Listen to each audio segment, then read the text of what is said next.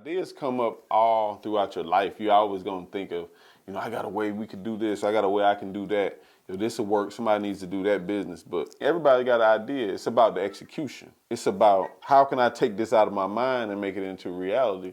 So it's all about the execution. You can have an idea, but do you want it, right? And then after you decide you want it, how bad do you want it? You got to want it bad. If you want it bad, then you'll be able to execute. It's really about the execution of the idea and how bad you want the idea. If you want it bad, you'll be willing to go through whatever you got to go through. So it takes the will. I had the acronym. I came up with the acronym because I got a nonprofit, an organization, and a book called Seed of Life. It stands for self-empowerment equals deliverance. Self-empowerment equals deliverance. But it also says seed.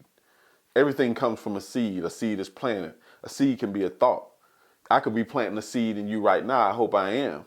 Planting a seed in you that'll help you grow and take your idea, and then you'll decide you really want it, and then you'll apply it, right? And then you'll put it into action. You see what I'm saying?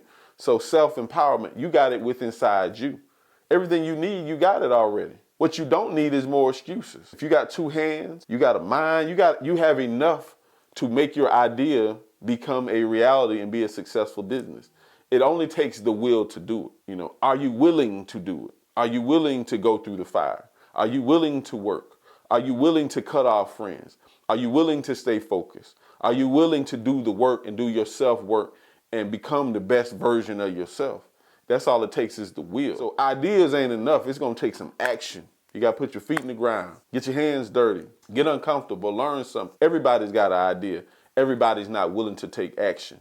But you, I'm talking to you, have to be willing to put into action. That's what separates the successful from the unsuccessful.